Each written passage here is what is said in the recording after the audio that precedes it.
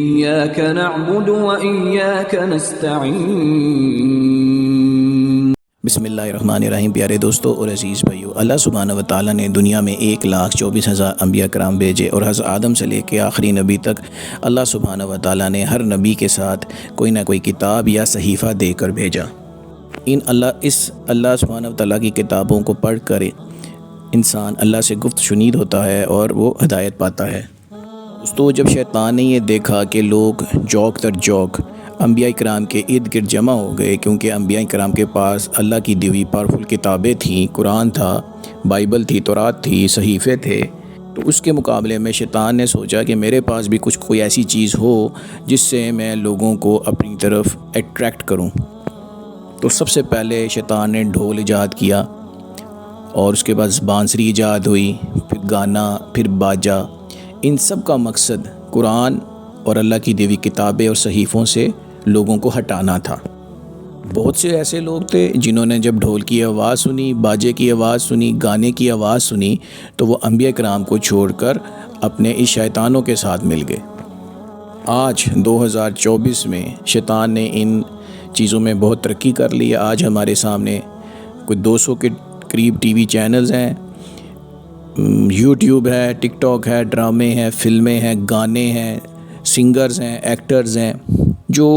جن کا مقصد صرف ایک ہے کہ لوگوں کو قرآن کی تلاوت سے اور لوگوں کو حق کی راہ سے روکا جائے اور لوگوں کو غلط ڈی ٹریک کر دیا جائے۔ اس وجہ سے ہمارے مذہب میں یہ گانا، ناچ گانا سختی سے حرام ہے، بلکہ حدیث میں آتا ہے کہ قرب قیامت ان چیزوں کو جو حلال کر دیا جائے گا، اور ایسے عمل کرنے والے جو ہیں اللہ تعالیٰ ان کو بندر اور خنزیر بنا دے گا۔ دوستو، اللہ سبحانہ و تعالیٰ قرآن میں فرماتے ہیں، کیا ان کے دلوں میں تالے لگے ہیں جو قرآن پر غور نہیں کرتے؟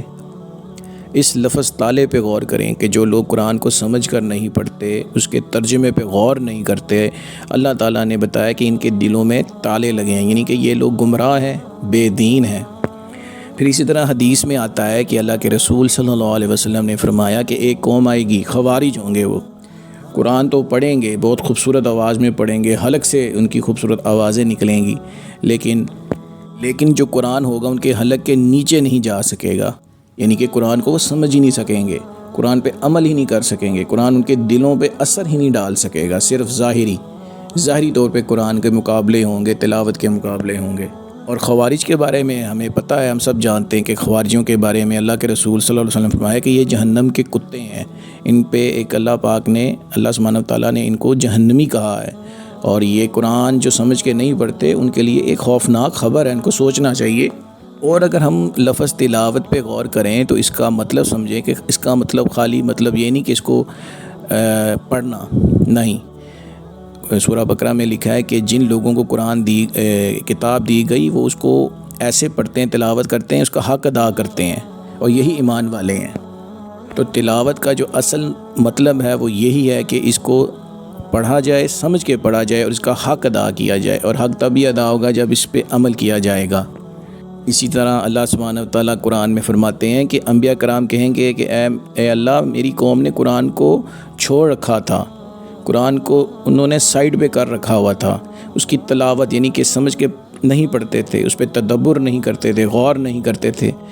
پیارے دوستو، اس بات کو آپ اس طرح سمجھیں، لاجیکلی سمجھیں کہ دنیا کی جب ڈگری ہم لیتے ہیں، میٹرک کی یا ایف ایس سی کی یا میڈیکل کی یا انجینئرنگ کی، تو ہم سمجھتے ہیں، ہم کتابوں کو خالی پڑھتے نہیں ہیں۔ ایگزام پڑھنے کا نہیں ہوتا کہ آپ ریڈنگ کر کے آ جائیں، وہ آپ سے سوال پوچھتے ہیں، آپ کا انٹرویو ہوتا ہے، وائوا ہوتا ہے، وہ دیکھتے ہیں آپ نے سمجھا کہ نہیں۔ تو دنیا کی ڈگری کے لیے تو آپ کتابوں کو بہت اچھی طرح سمجھتے ہیں اور اس کے ایگزام دیتے ہیں، اور جو آخرت کا امتحان ہے اس کو سمجھنے کے لیے قرآن کے لیے آپ کے پاس ٹائم نہیں ہے، آپ کے پاس وقت نہیں ہے کہ آپ اس پہ غور کریں، اس کو سمجھیں۔ دوستو، قرآن کو سمجھ کر پڑھنا ایسے ہی ہے جیسے مردہ دل میں جان ڈالنا ہے، جیسے ایک پودا ہے، اس کو پانی نہیں دیا، اگر پانی دیا جائے تو اس میں جان آ جائے۔ تو قرآن کو سمجھ کے پڑھنے سے دل میں جان آ جاتی ہے۔ قرآن دلوں کے زنگ کو اتارتا ہے، دل کو پاک صاف کرتا ہے۔ رسول اللہ صلی اللہ علیہ وسلم نے صحیح حدیث میں فرمایا کہ اللہ سبحانہ و تعالیٰ اس کتاب کے ذریعے لوگوں کو ترقی دیتا ہے، اور جو قومیں اس کو چھوڑ دیتی ہیں انہیں تنزلی کا سامنا کرنا پڑتا ہے۔ اللہ سے دعا کرتے ہیں جو سنا ہے جو بولا ہے اس میں عمل کرنے کی توفیق عطا فرمائے۔ السلام علیکم ورحمۃ اللہ وبرکاتہ۔